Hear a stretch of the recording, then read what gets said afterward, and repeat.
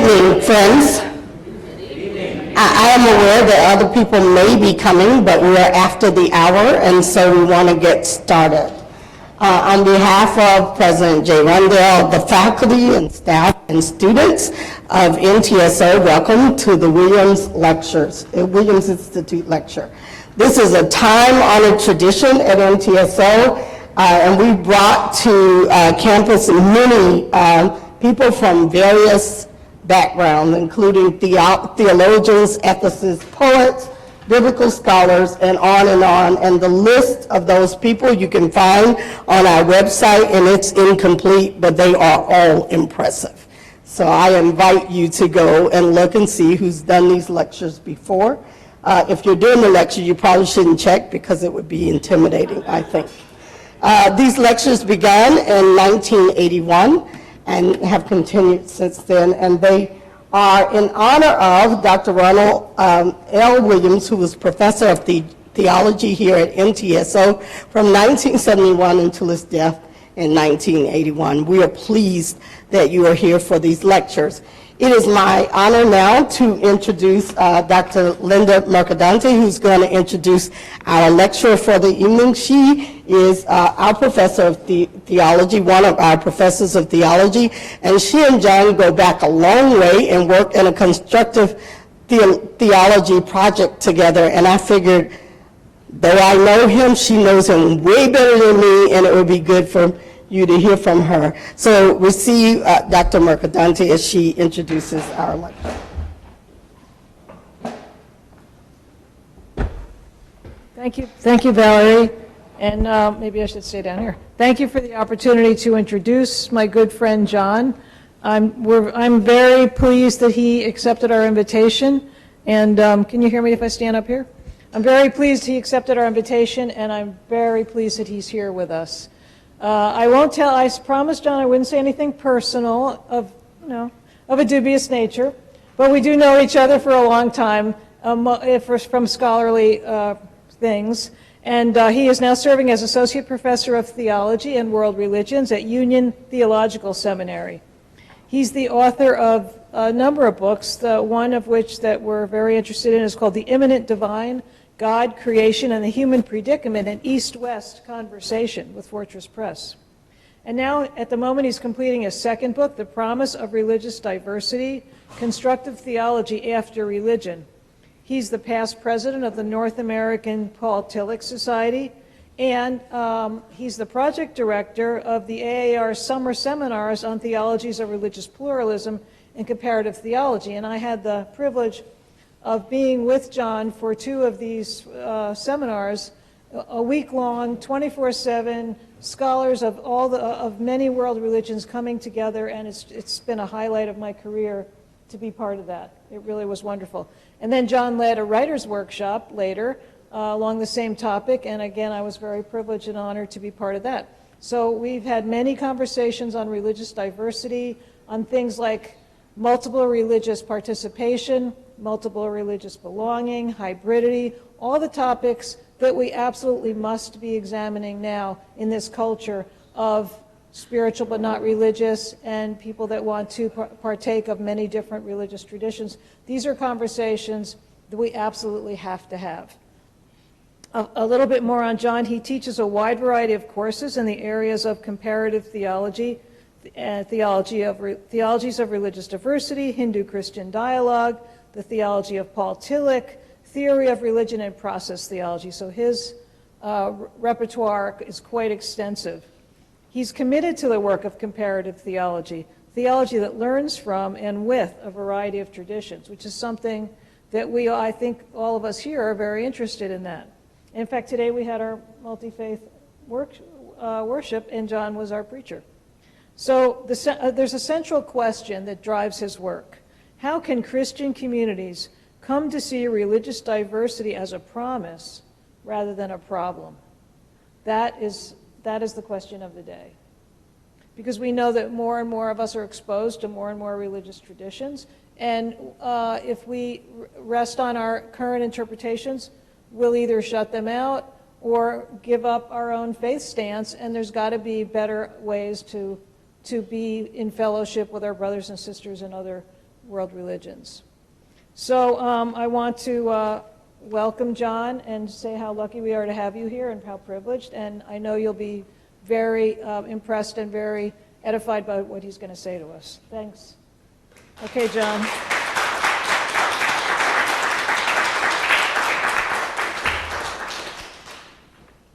Thank you, Linda. It's already, I'm already verklempt after that introduction. So, yeah. So, thank you. My thanks to President Rundle, Dean Bridgman, Amanda Rodenberg, who did all kinds of work behind the scenes. Now Shannon is doing all kinds of work behind the scenes. When someone is brought to campus, there's just so much work that happens behind the scenes, and I'm always mindful of all that work, and I'm immensely grateful for it and happy to be with you. It's truly an honor. Now, the question that I want to think about over my 2 lectures this evening and tomorrow morning at 10 is, how should Christians think about the meaning of religious diversity, such that what Linda said can happen? The framing in which this topic has been taken up over many, many years has largely been a problem-centered approach. Right? The problem of religious diversity is the way the matter is often framed, and I'm wanting to name it as a promise, not a problem. But that means we have to take some steps to get there. Why have we thought about it as a problem? And what are the ways that we might think about it anew and afresh, such that we begin to see it as a promise rather than a problem? That's the project. Today I'm going to focus on a discipline within theology called Theology of Religions. Tomorrow I'm going to focus on another discipline or sub-discipline, depending on how you name it, called Comparative Theology. Theology of Religions, the way it's usually called, is about the work of how do we think about religious diversity. Comparative theology, on the other hand, is the work of learning with and from persons in other religious traditions. It's not merely speculating about, but learning with.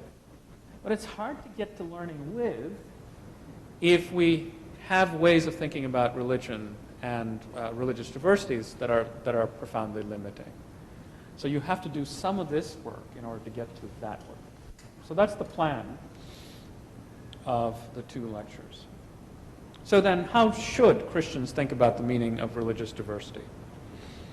That is the matter before us. And my sense is that what we ought to get to is what Abraham Joshua Heschel got to in 1965 when he gave his fundamental lecture, No Religion is an Island, which itself is an arresting title.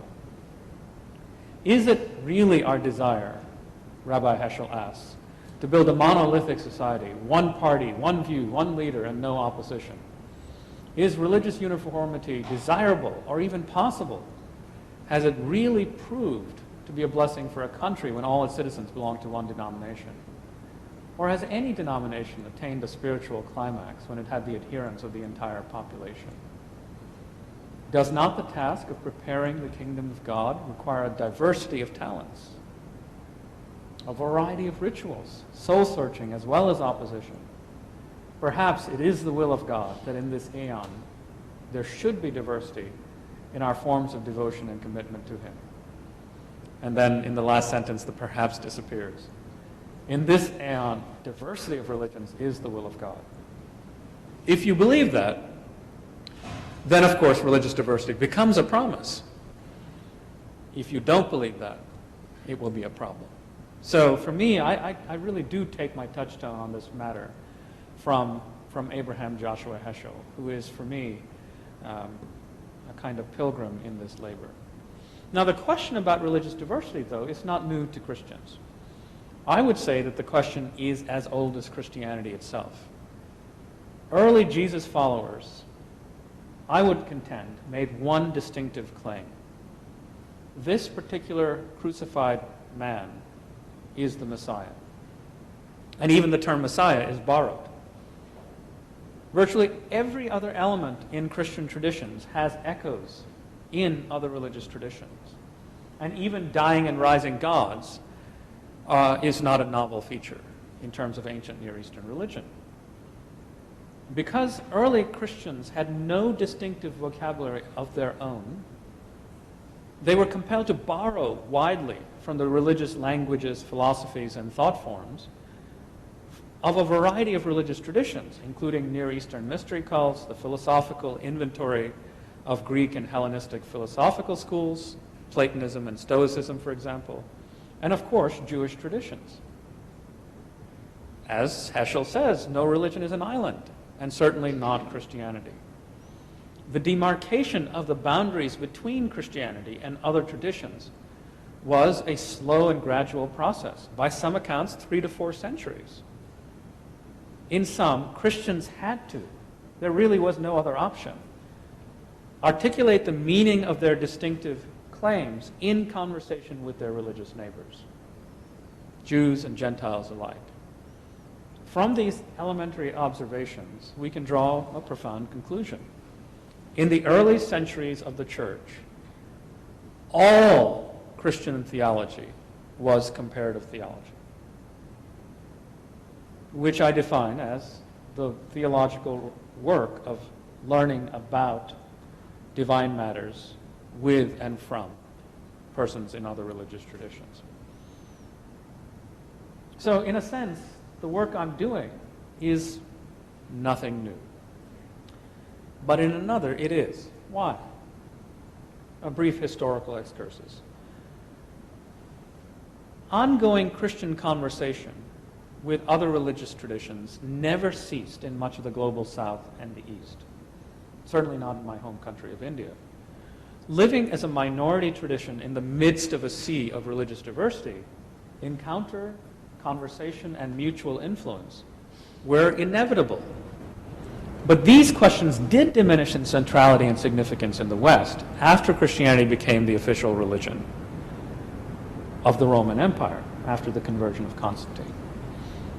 Here, Christianity quickly became a majority tradition, cloaked in power and authority, with a long history of abuse of its Jewish minorities.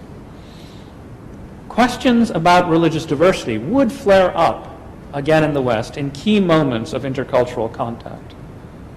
Certainly the robust medieval encounter between Jews, Christians, and Muslims is one such moment.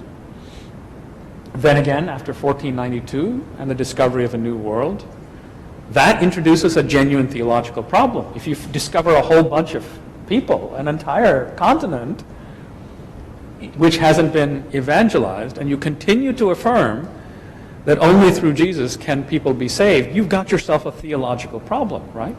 Can you affirm God's universal desire to save all human beings and still affirm that an entire continent of persons is lost?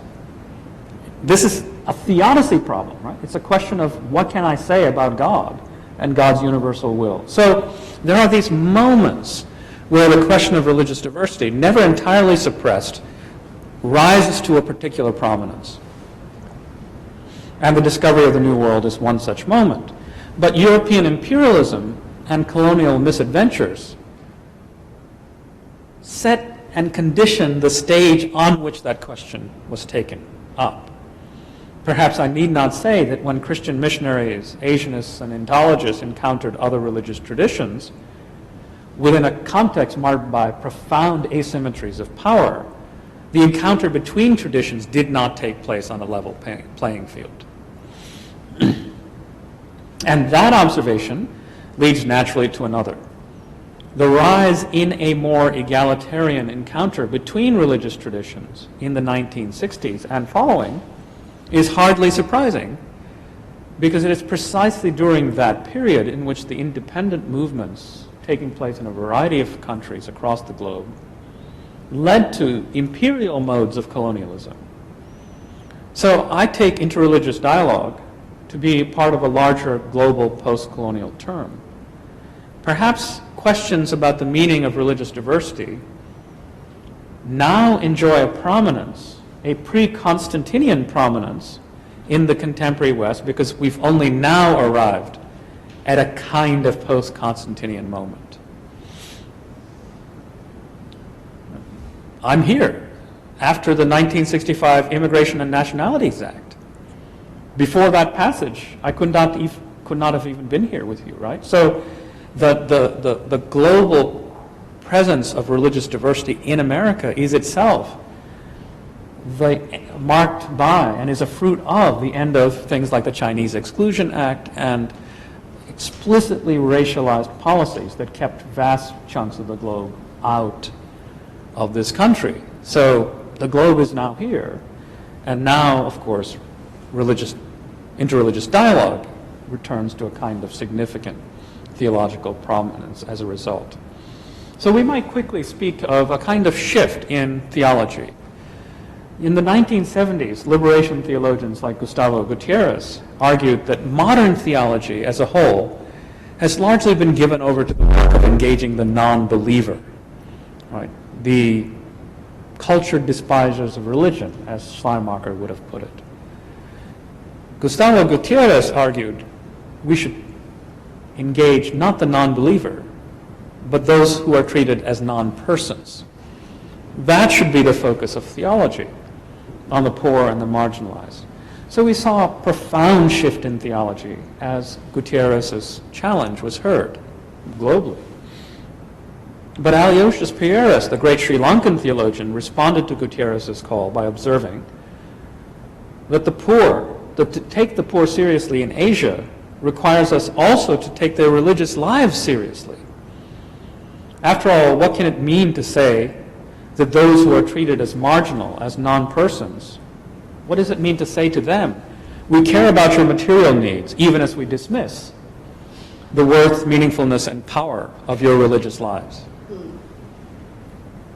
Can we claim to follow someone who said,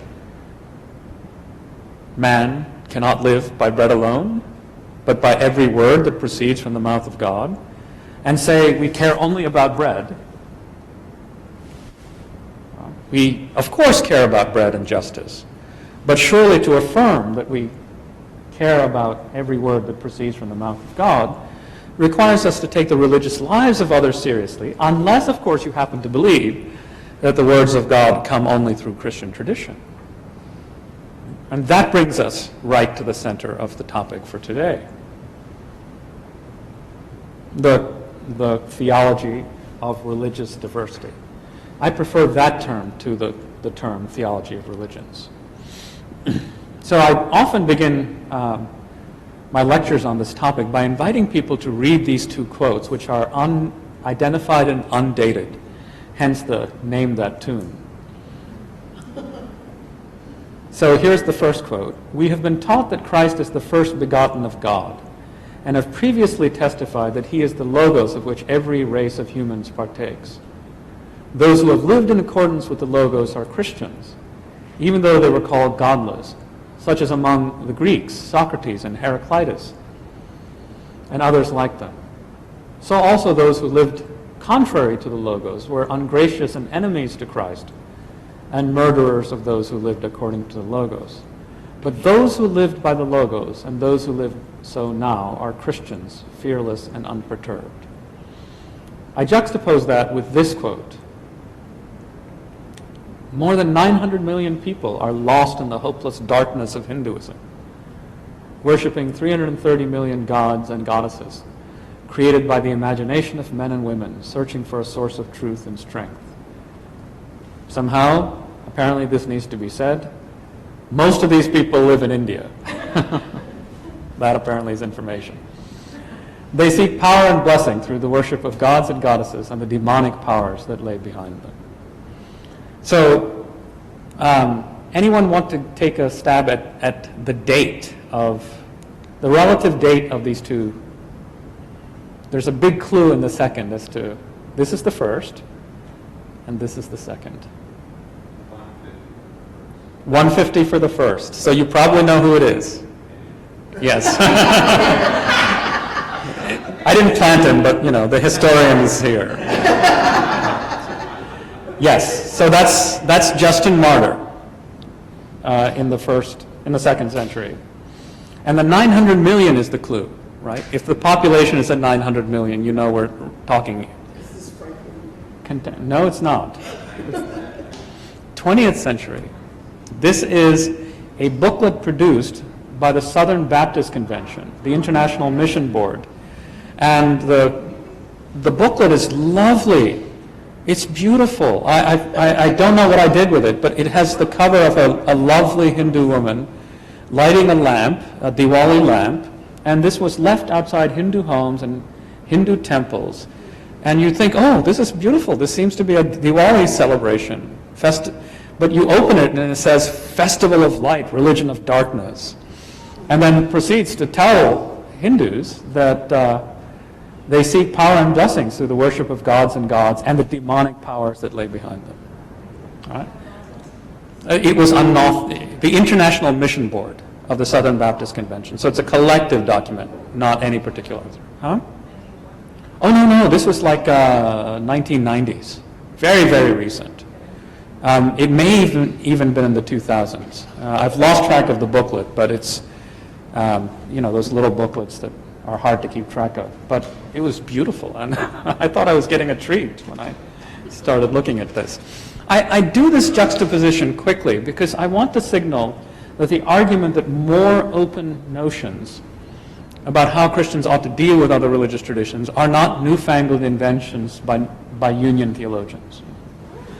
The possibility of affirming that the Logos is deeply at work in other religious traditions is as ancient as Christianity, and affirmed by Justin Martyr. Whereas this kind of exclusivism is as recent as our time. So, 1999. Oh, fast work.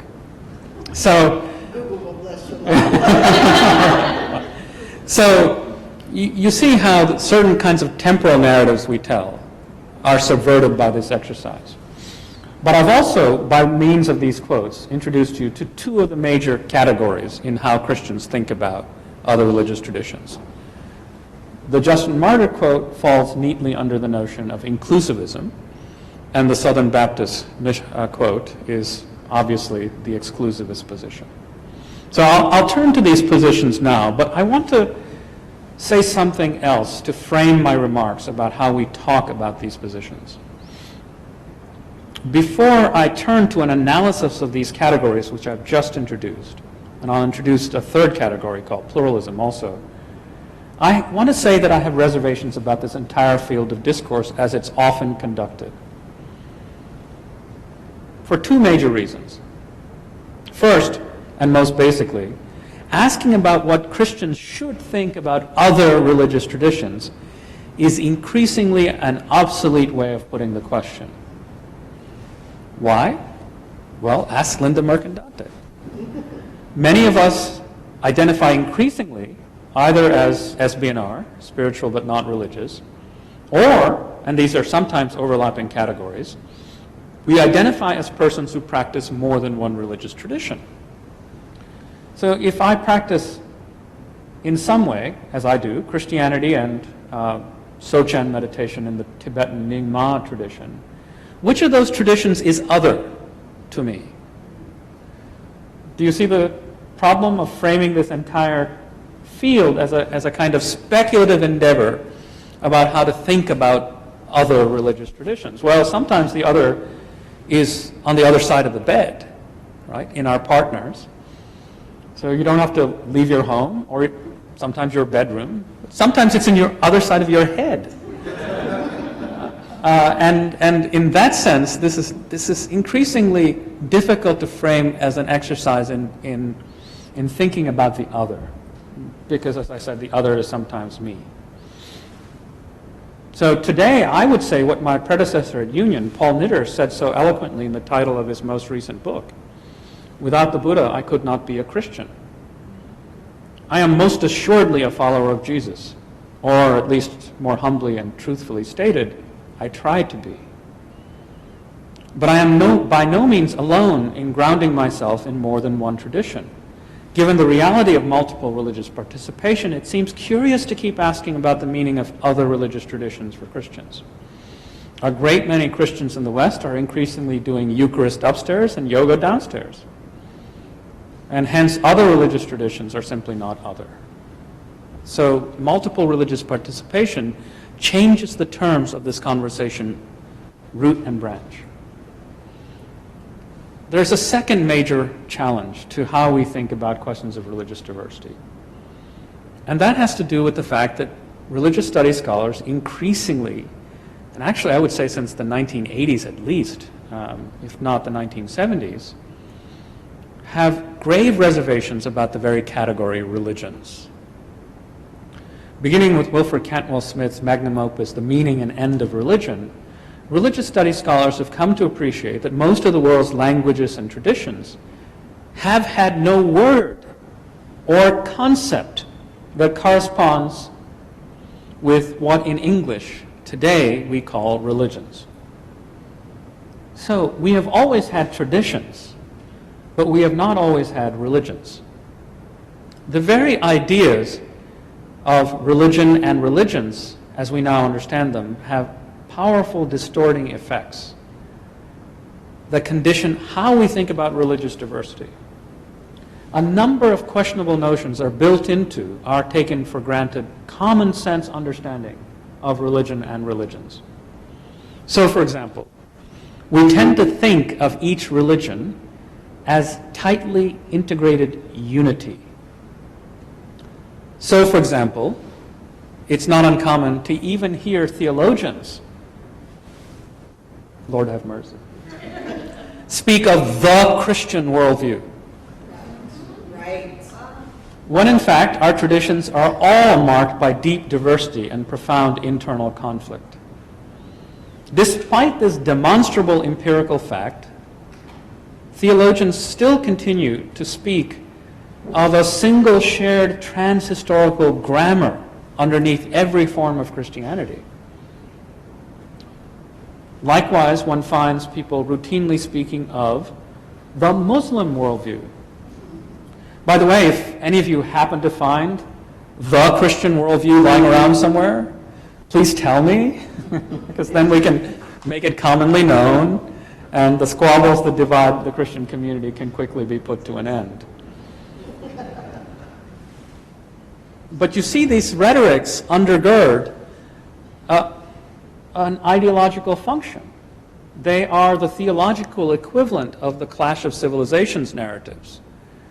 If we say there is something called the Christian worldview and something else called the Muslim worldview, and we take these to be marked by fundamentally different logics, such that it's impossible for one to understand the other, or one is true and the other false, there can be no meeting. Right? So this habit of imagining our traditions as singularities is part of the fabric of the very way we think of what a religion is. And that is a problem that plagues our thinking about religious diversity. These kinds of problems beset Christian theological thinking. And that's why Christian theologians have to actually do some work in what is called Genealogy of Religion. We have two colleagues among you who are experts in this and have trained in South Africa with David Chittister, one of the giants in the field. So do hang out with Elaine and Trad and learn all that you can about Genealogy of Religion, because it will set you free from a number of these mistaken notions about what religion and religions are. For example, the notion that we have always had religions and that all of our traditions ought to be regarded as religions is problematic even in the West. Intellectual historian and Jewish studies scholar Leora Botnitsky has shown us that even Judaism is not easily or appropriately named a religion. For those interested in that topic, I commend to you her deeply important and brilliant book, How Judaism Became a Religion. The title alone is intriguing. So the very habit that we have of thinking that the world is composed, depending on how you number it, 7 or 8 world religions, is not older an idea than the 19th century. And the idea that all of these are entities of the same kind is itself a mistaken and relatively recent notion. Another problem with our way of thinking about these matters is this. Other cultures do not carve up the world as we do, and so are unlikely to recognize our distinctions between the social, the political, the economic, and the religious. The idea that these can be neatly segregated is, again, a relatively recent notion. And hence, scholars in this field remind us that the imposition of our categories onto other cultures and traditions is an act of symbolic violence. And with symbolic violence, other forms of violence routinely follow. So, the first and most basic assumption that comes with our use of the category religion seems to be that some aspects of our life are naturally to be understood as religious, whereas others are not. And we know what those are, the political, the economic, and the social.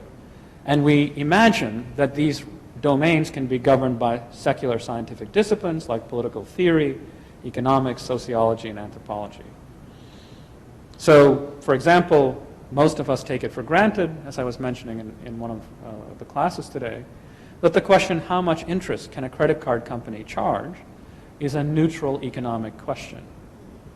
But for most of the history of the Christian West, that question was understood to be fundamentally religious and under the purview of usury laws. So we had to learn to think of economics as not religious. And we had to be taught to make this questionable distinction. And then we apply it to other cultures. And when those other cultures or traditions do not observe those distinctions, we find it easy to name them fundamentalists. Right?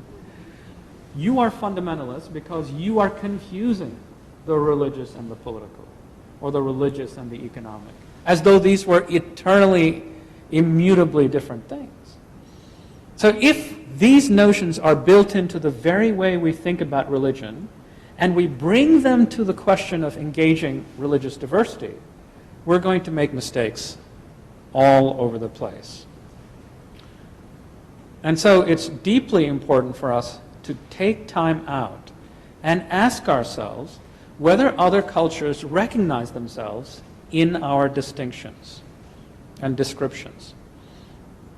A scholar named Dubuisson points out that the act of imposing Western categories on others amounts to dismembering other cultures and redistributing elements of an integrated culture into our own mental space. So that problem besets often the way we think about religious diversity, even before we get to these categories, like exclusivism and inclusivism and pluralism. So if these categories themselves are not subject to revision in the light of the work of Genealogy of Religion, we're going to make hopeless mistakes. Among the mistakes that we're likely to make is that we will forget that differences within traditions often prove to be sharper than those across them. How will that affect our thinking about exclusivism? Surely there are profound ramifications. Likewise, there may be greater similarity across religious traditions than our inherited habits of reification permit us to notice. All of this suggests that only comparison itself will teach us where the similarities lie and where the differences lie. It will not do for us to imagine that the answer to these questions are settled before we begin the work of comparison. The very idea that our religious traditions are neatly bounded entities will have to be called into question. After all, where does one tradition begin and another end? How are we to draw those boundary lines when religious history shows itself to be marked by considerable porosity, as seen in the migration of people, practices, and ideas? In an era of globalization, these more fluid notions of religious identity, once and still characteristic of non-Western cultures, are now applicable also here and in Western Europe. Multiple religious participation, which was a fact in most places in the world, is increasingly a fact of life in the West also. So we have to do this work and then bring this work to the work of assessing how we think about the categories that we have constructed in thinking about religious diversity. So now let me turn to some of those categories with these worries in mind. Right? The two worries we're all already multiple. Two, we have real problems with how we think about the category religion. All right, with those provisos, they're more than provisos, let's turn to some of these notions. I'm not going to go through every one of these quotes. I'll let you sort of hear and see what exclusivism sounds like so that you know what I'm talking about. The Christian exclusivist position typically maintains that salvation comes only through explicit faith in Jesus Christ alone, and I say usually before death, because there are some provisos in some Christian theologies that you might get to choose, again, the Christian faith in some post-mortem context, and be presented with the truth of the Christ after death. But usually the exclusivist position is that you are saved only by explicit faith in Jesus Christ before you kick off. In its ecclesial formulation, this position is known by the phrase, extra ecclesiam nullus salus. Outside of the church, there is no salvation. This position is usually identified with the Bishop of Carthage, Cyprian. An exclusivist position makes conversation between traditions either impossible, we are just wildly different and engage in different language games, and so it's even impossible for us to understand each other, or undesirable given the basic option between truth and falsehood. So if you begin with an exclusivist position, the work of learning from and with other religious traditions seems largely foreclosed. If you are engaged in conversation with others within this framework, it must be understood as conversation for the sake of apologetics. And the aim of that apologetics would be to convert the other. So conversation takes place only for the sake of conversion. Confrontation and conversion are the only options. Hence, an exclusivist stance means that there is little hope for mutual transformation or learning. The reason not to be an exclusivist is not to avoid political incorrectness. The reason to avoid exclusivism is because there are fundamental theological problems with this position. Does God really will the salvation of all persons, as Scripture claims? Can you maintain that while being an exclusivist?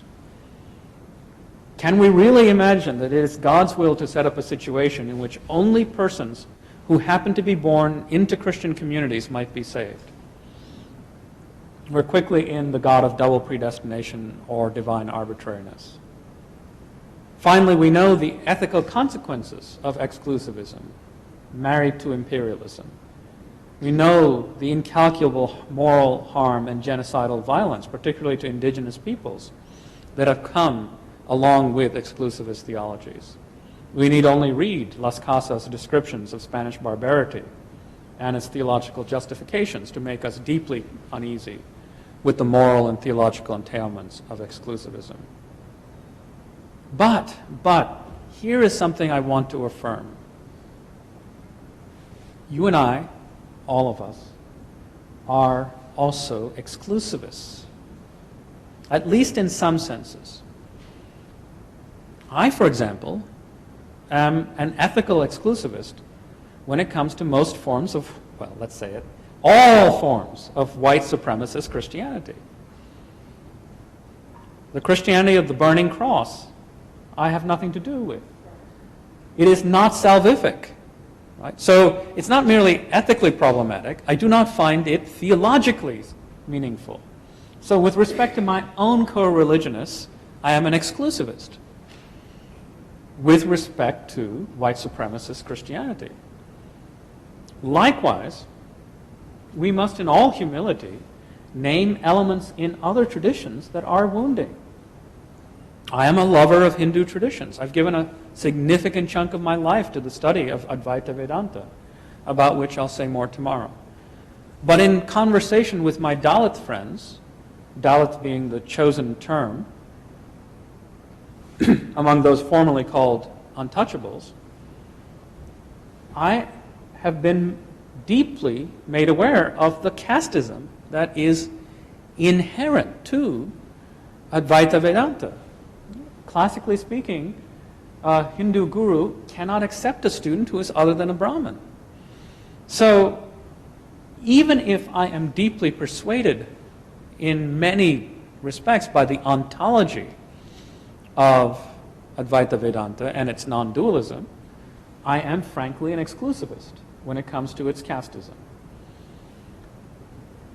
Already, these kinds of nuanced judgments suggest that thinking about entire religions as unities is problematic. We could never make these kinds of subtle distinctions if we're captive to a conception of religion which regards entire religions as homogeneities.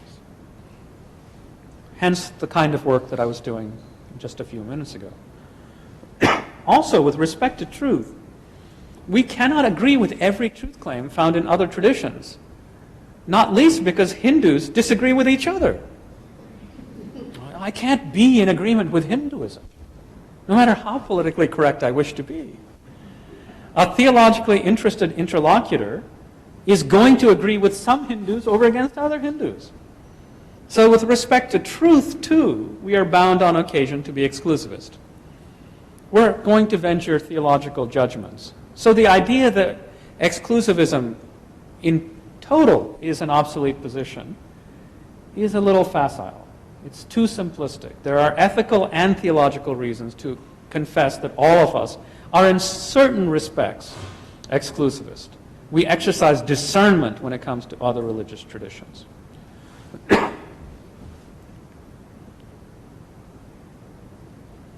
Skipping a bit. Inclusivism, as I've already indicated, has a long tradition, and I regard Justin Martyr's statements in this regard as being foundational for the tradition. Whenever inclusivism emerges again into the theological picture, it feels like they're channeling Justin Martyr. Like, for example, when Archbishop William Temple does it. This sounds like the quote that you read just a few minutes ago. By the word of God, that is to say, by Jesus Christ, Isaiah and Plato, Zoroaster, Buddha and Confucius, uttered and wrote such truths as they declared. There is only one divine light, and every man in his own measure is enlightened by it. Now, I don't want to suggest that all of Temple's theology is marked by inclusivism, but this certainly is an inclusivist discourse here. What is inclusivism's distinctive feature? Well, it's typically a part-whole logic. Christian inclusivists argue that in Jesus the Christ, humanity has received the fullest and finally adequate revelation of divine purposes. If God's saving work is to be found in other traditions, it is because Christ, or sometimes the Holy Spirit, is present in some hidden way, in some partial way in other traditions. There are arguments within inclusivists as to whether God's saving presence is found in individual holy lives or in the tradition's teachings themselves. If you go to the latter notion, then you begin to say that other traditions themselves are, in a certain sense, mediators of saving grace. Even how we read this document, Nostra Aetate, has been debated. Is Nostra Aetate saying that God's grace is present in the other traditions or despite other traditions? I will leave it to you to settle those sorts of issues. I just want to flag that that is one of the questions that is being raised. My reading is that it is very much the case that this document is affirming that there are saving and true elements in other religious traditions themselves. But that, of course, is debated by conservative Catholic bishops. So, hence, Nostra Aetate continues to be a matter of debate. The problem with inclusivism is that it largely remains captive to a part-whole logic. We know in full what others know in part. No real motivation then happens for dialogue with other religious traditions on on an even playing field. In fact, there seems to be a sense that among inclusivist theologians, at least some, that we know your tradition better than you do. Wow. Right? Because we know what is salvific there, because we see the light fully in Jesus the Christ. So also, of course, this means that what is distinctive in another tradition is likely to be less interesting to me as an inclusivist than what seems to be in common. So again, most forms of inclusivists and inclusivism seems inimical to mutual learning and transformation. There are, however, some who call themselves open inclusivists, and they do affirm that even if the fullness of divine disclosure is to be found in Jesus, there's no reason to believe, bless you, that all truth is to be found in the Christian tradition. In fact, even if you affirm that all truth is to be found in Jesus the Christ, it's not clear that only Christians have access to that truth. The meaning of the Christ may be better recognized by a non-Christian, and from whom we can learn to see Christ anew. So, open inclusivists remain usually Christological maximists, but despite their Christological maximism, they can be humble learners from other traditions by saying, well, there are all kinds of things we've learned about the Christ from others that we would not have learned left to our own devices. King made such claims about Gandhi, and the argument that the first person to fully understand that Jesus' work on nonviolence was not just an individual turning the cheek, but a political possibility for communities, right? The notion that Jesus is a satyagrahi was a Christological insight that a Hindu had to teach us. So that would be a way of signaling that even if you are an inclusivist, you have much to learn from other religious traditions. Nonetheless, the part-whole logic remains operative. And so theologians have moved to a pluralist position. I'll say just a little bit about the pluralist position, but the key feature of their position is that they have all the best metaphors.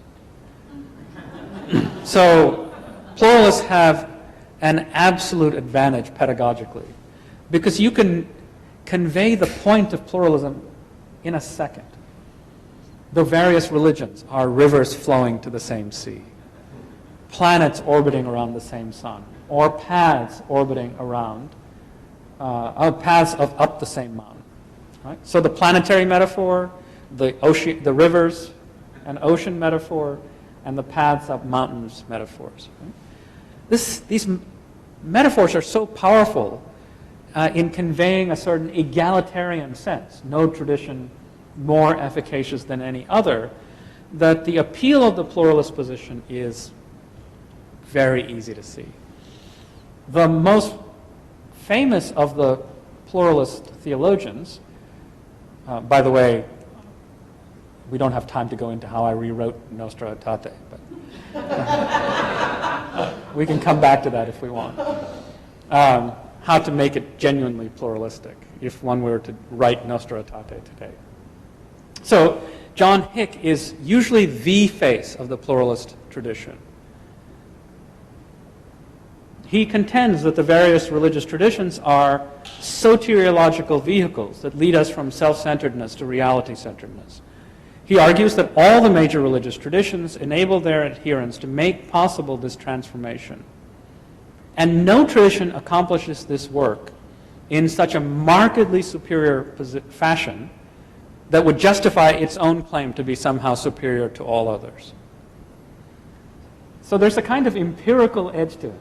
He argues that, say, for example, if Christianity was singularly better at saint production, this is actually one of his criterion, than, say, Hinduism, then perhaps Christians would have some claim to being a superior tradition.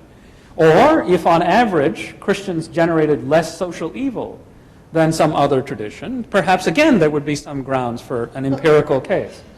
But neither of these kinds of empirical cases work out, right? So for every Mother Teresa, the Hindu can, see you with a Ramakrishna.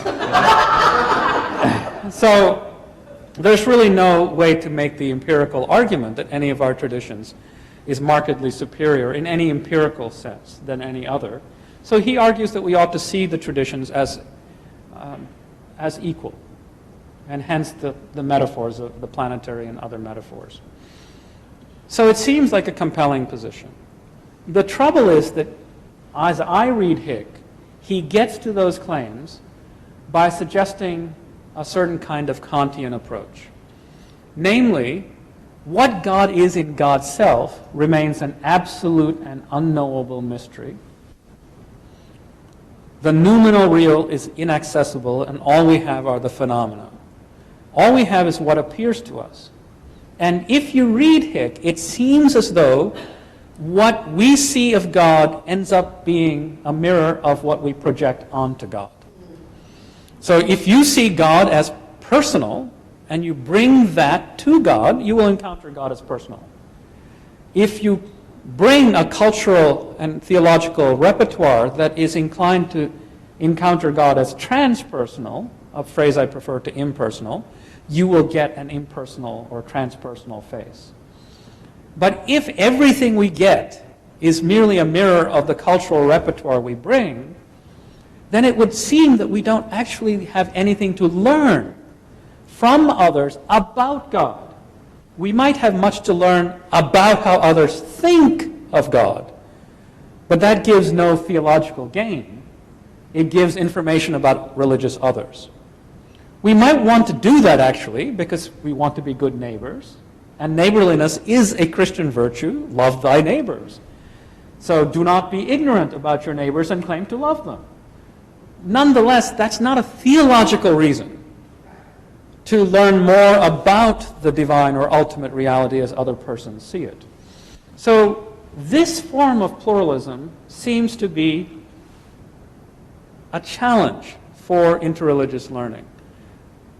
More particularly, why would people who engage in multiple religious participation do it if all of these traditions were basically up to the same thing? If the practice of Eucharist is identical to the practice of Vipassana, they're both ways to get us out of our self-centeredness and move us towards radical transformation of other-centeredness. They just happen to do so differently. Then it seems that there's no real theological reason for you and me to be doing multiple things. I should just be going to church and not trying to do Vipassana at the same time. It's very frustrating. It's very hard. It requires real discipline. I do it because I think there are likely to be new dimensions of ultimate reality that I will see, that I will not see by doing Eucharist alone. And likewise, that doing Eucharist will disclose dimensions of ultimate reality that I would not see if all I did was Vipassana alone. So my intuition is that multiple religious participation itself testifies to a possibility beyond this form of pluralism. We need something else. So let me stop here with a new metaphor, rather than going through much more else that I could talk to you about, because I do want to have time for conversation. We're about 15 minutes right now. I propose rehabilitating an old Indian metaphor, which is the title of this lecture: the parable of the blind man and the elephant. You will remember that that tale suggests that various blind persons are brought before an elephant by a royal person, perhaps as a jest or a joke, and each arrives at the elephant and says remarkably different things. And each is right. This is like a wall. This is like a rope. This is like a spear. This is like a tree trunk. But each then insists that the other is wrong about what he or she affirms. Right? So each is right when speaking about his own position, but immediately errs when speaking about another. Some years ago, about 4, I was, prior to his passing, I had the profound pleasure of meeting one of the great spiritual geniuses, I think, of our time, the blind disability theologian John Hull. And he gave a wonderful paper on this matter, and then he also talked to me personally about this metaphor. And he said, he's British, "John, if you're to use this metaphor again, please be sure to rewrite it. No actual blind person would would make this mistake. We are accustomed to moving slowly over the surfaces of things rather than leaping to conclusions. We work by touch, and touch is diachronic. Vision gives the impression of being synchronic, of taking everything in all at once. So this elementary mistake could only be made by sighted persons in a darkened room, or perhaps blindfolded persons. So retell it in one of those two ways, and you're fine with the narrative." And I have learned a lot from that move. It's a striking move, because it also is an invitation to slowness, to deliberate learning across religious traditions that moves by patience. My argument is that this metaphor, when rehabilitated through the line of disability theology in this way, tells us the work that lies ahead for Christian theology. In sum, here are the three things we need to do. We need a new theology of religious diversity. My notion is that it's a kind of pluralism, but I would call it a relational pluralism that argues that the divine is itself a multiplicity, like the elephant, and therefore there are different things to be learned from our traditions, non-identical things to be learned. So pluralism, yes, but a relational pluralism that affirms difference, multiplicity, and mutual learning. The elephant image does that perfectly. We ask ourselves, why do people from other religious traditions give such different accounts of the elephant? That's what we've been doing today. Theology of Religions. Why are we saying such different things? Well, A, they're wrong, B, they're partly right, or we're all partly right, but in different ways. That's the work of speculating about why the blindfolded persons are saying such different things. But it's insufficient to remain there. It's absolutely imperative that at least some of us, not necessarily all, not all are called to this task, actually move to some other side of the elephant. That is the work of comparative theology. Tomorrow morning, I'll say that this work can't be merely speculative.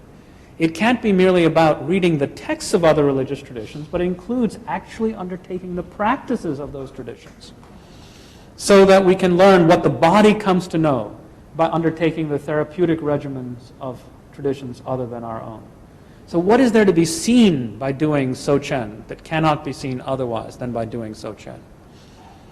Then the work remains still the work of constructive theology, which is the work of redescribing the elephant in light of what you have learned from other traditions.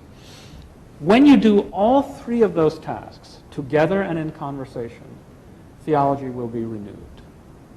And we will return to a moment, I think, closer to the pre-Constantinian moment, where Christian communities were actively learning with and from other religious traditions.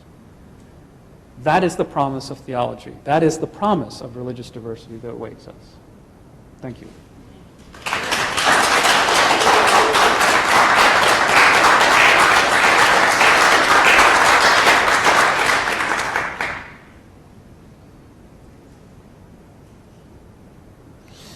Questions?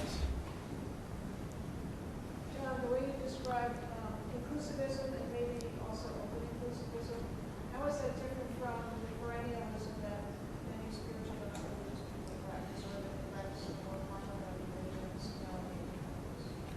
The perennialist position seems much closer to pluralism, insofar as it argues that there is a unified, mystical, usually non-dualist stream present in all of the religious traditions, and that stream is the truth in all of the religious traditions.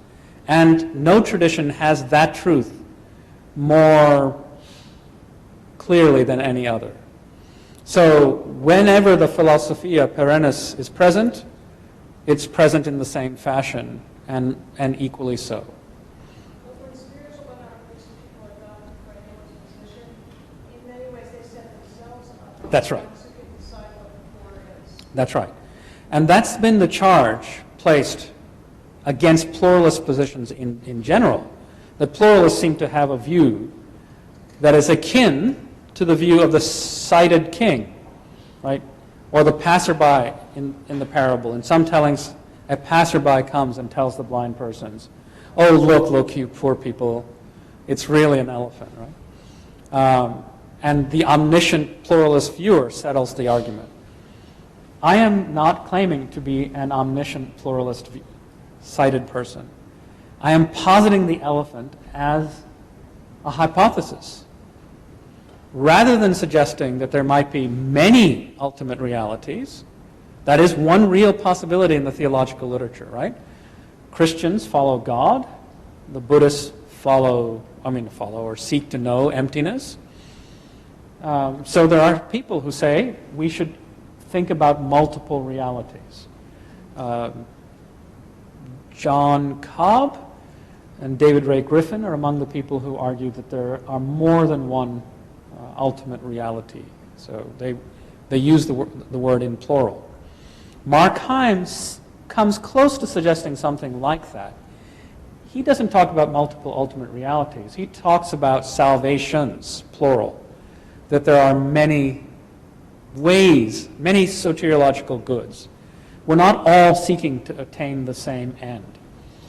So his argument is that there are many mountains. We're not all climbing the same mountain. It's an intriguing possibility. But then he falls back into a kind of inclusivism because he argues that every one of us is bound to think that our mountain is taller.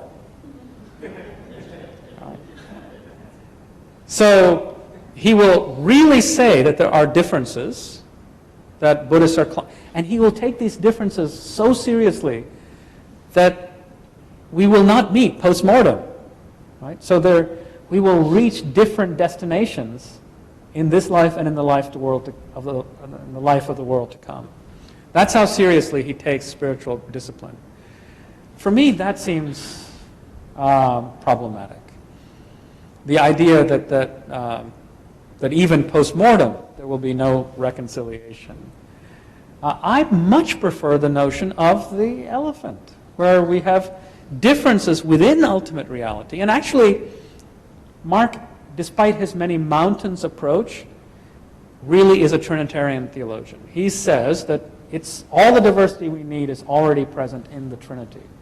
The Trinity itself is Christian reason for believing that people from other religious traditions will see different dimensions of the divine life. Mark and I are as close as two theologians can come in many ways because I also have a Trinitarian account of religious diversity. Only my Trinity is not a social Trinity. So there is in Trinitarian debate, the theologians know this, an argument between the social Trinitarians and then presumably the rest of us are asocial Trinitarians. After this lecture, I'll go hide in my room because I'm an asocial Trinitarian.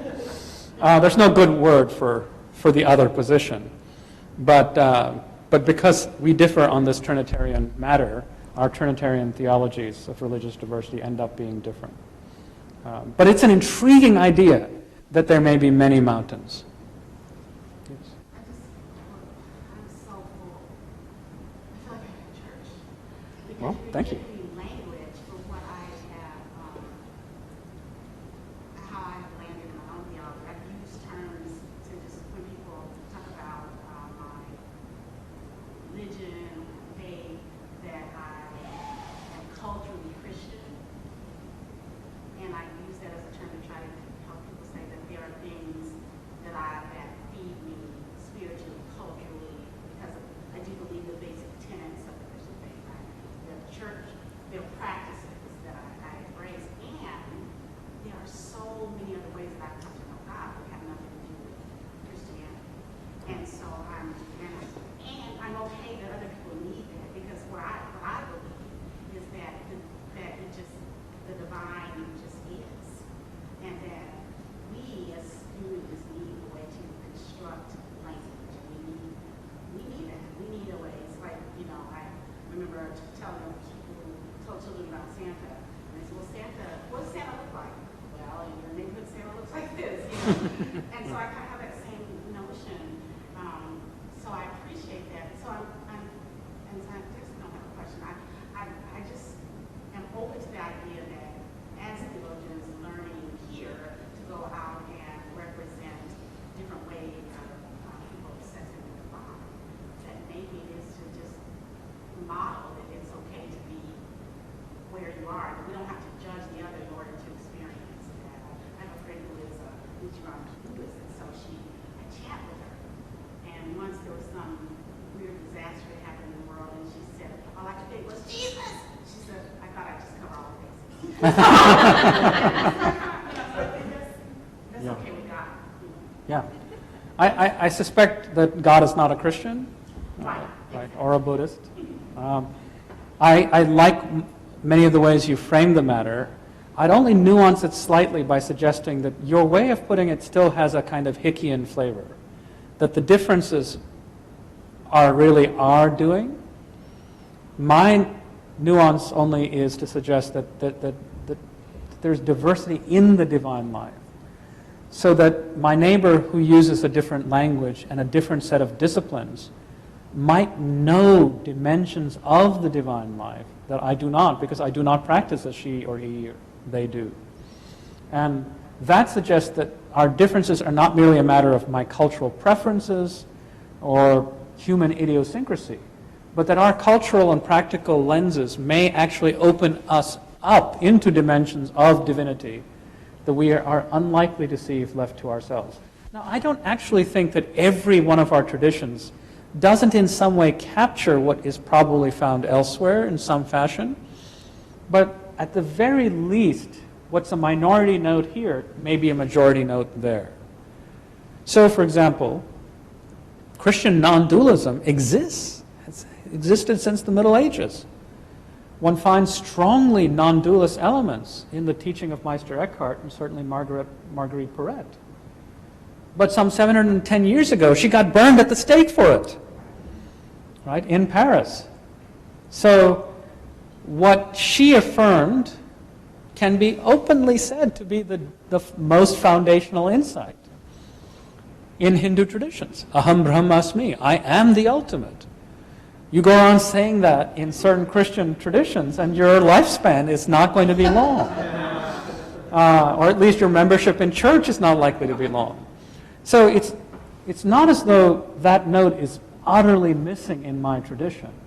Any tradition that has historical scope and depth is likely to have persons who have recognized these multiple dimensions of the divine life. But we primarily don't, in our tradition, cultivate in persons a longing for the non-dual. That's just not dominantly our forte. But don't tell me that the Christian tradition is essentially one thing or the other. Then somebody is playing a power game, right?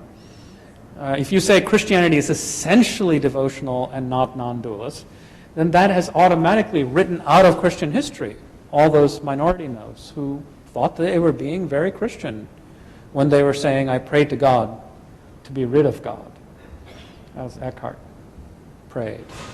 So. John? A question about Justin Martyr in terms of using him as a model of inclusiveness. Inclusivism. Inclusivism. Yes. In terms of, there's one group that he didn't include. Jews. Yes. Yes. And so what does that mean in terms of the rhetoric of that the argument, his argument for inclusivism has a very specific purpose in terms of separating his group from this other group. Correct. So what does it mean? And I'll just add my second question, which I was with you the whole lecture until your last line Uh-oh. on the I ruined it. right.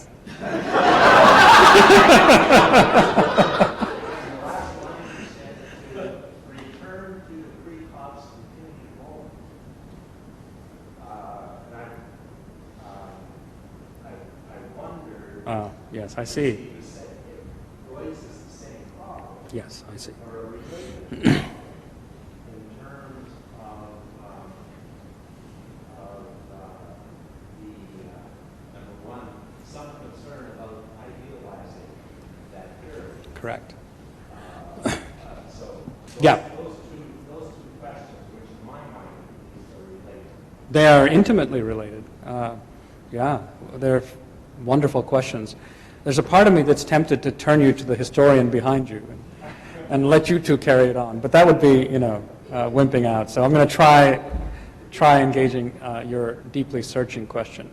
So what I meant by returning to the pre-Constantinian moment is merely that it would have been difficult in that moment to suggest that we were doing something called Christian theology that was separable from conversation with other traditions. So, for example, I routinely appeal to the beginning of Gregory's treatise on the Trinity, Gregory of Nyssa. It begins by saying, we Christians say yes to the Jews with respect to the oneness of the divinity, but no to the Jews when they say there is no multiplicity in the divinity. We say yes to the pagans when they affirm that there is multiplicity in divinity, but we say no to their refusal of the one. So one of the foundational thinkers that led to the formulation of the Trinity understood his formulation of the Trinity as fundamentally a comparative exercise. He had to name his work as conversational. Now, admittedly, we don't want to do it that way. So I don't mean pre-Constantinian in the sense of actually replicating those same arguments, only proceeding in a fully and robustly constructive way when we do theology. I want us to do theology that way. Every doctrinal locus is open to what it can learn from other religious traditions. And some of my colleagues are writing books this way. When we talk about can God have a body, there is an entire literature on that in Sri Vaishnava theology. Divine embodiment is a deeply important theme, including, of course, divine embodiment in the temple. So there's a theology of grace there. How can we possibly imagine arguing about divine embodiment without seeing and learning what our Hindu neighbors have to say? So in the mode of proceeding is what I mean with respect to your second question. Obviously, the first question is also profound and salient. I simply would have to say that the original sin of Christianity is its anti-Judaism. And of that sin, virtually every ancient figure, including martyr, was guilty. I cannot imagine what Christian theology of religious diversity might have looked like if we just took Paul seriously with respect to his argument that God does not violate God's covenant with the Jews. Right? By suggesting that Paul opens the possibility that God can have multiple covenants, one with the Jews and one with non-Jews. That multiplicity and its possibility was aborted when we didn't learn from St. Paul on that front. So I would say yes, absolutely. But we can subvert martyr and put him to purposes that are larger than his own purposes. And hence, that's the sort of thing we saw Temple doing in channeling martyr for good. But its anti-Judaism is, of course, repugnant, and we have to move behind it because it's the soil in which anti-Semitism grows, and we celebrate the 500th anniversary of the Reformation, and we know that it, on the Jews and their lives, is a fundamental part of the Reformation's legacy. A deeply problematic legacy, obviously, insofar it is, scholars argue, part of the soil in which anti-Semitism and Nazism grows. So if we had not committed this original sin of anti-Judaism, we might be in a very different moment. Yes?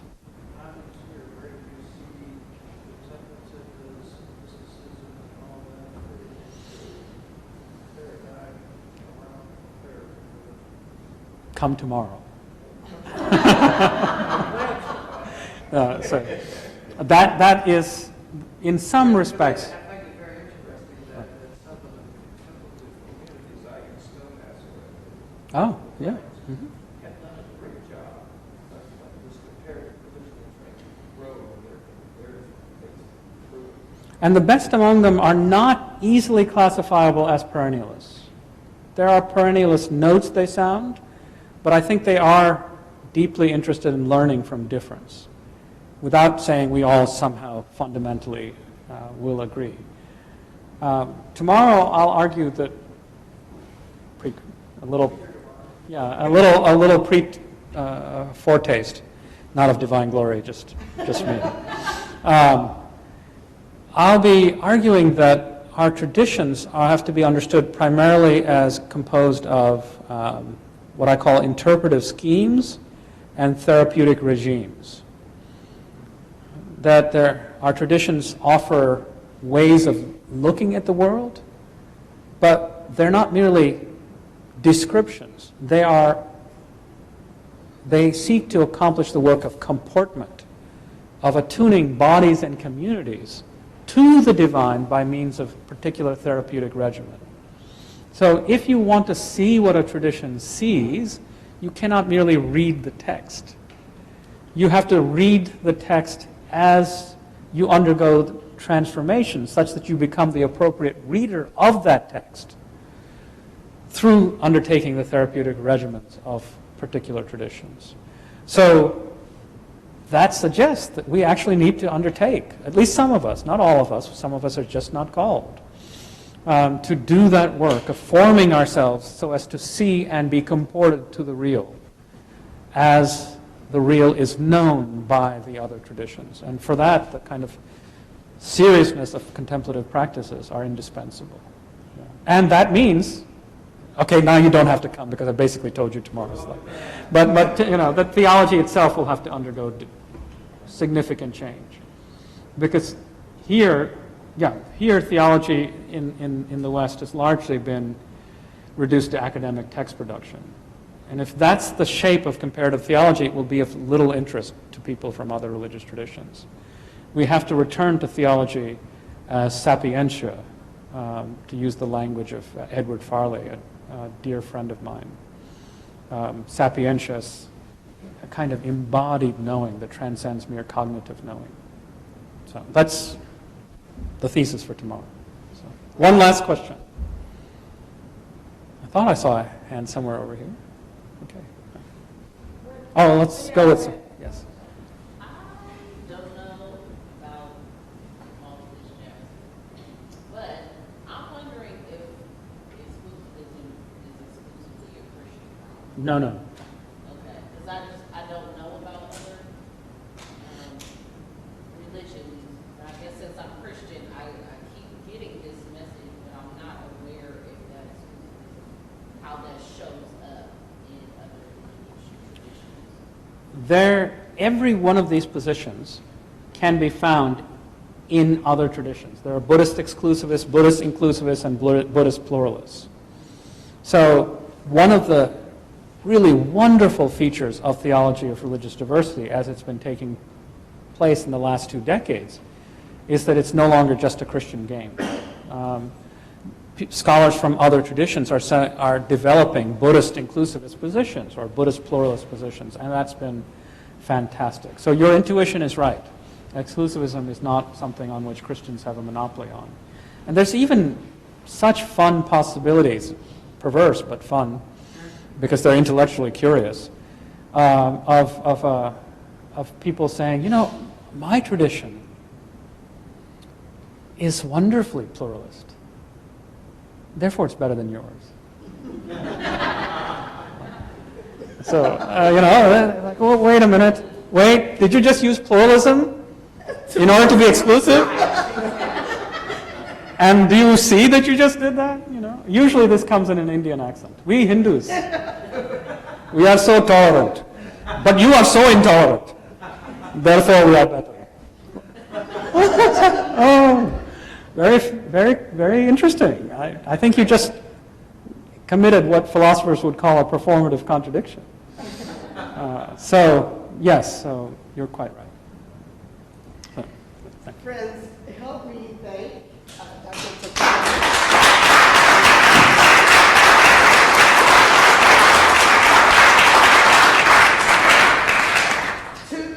Two announcements and one appeal.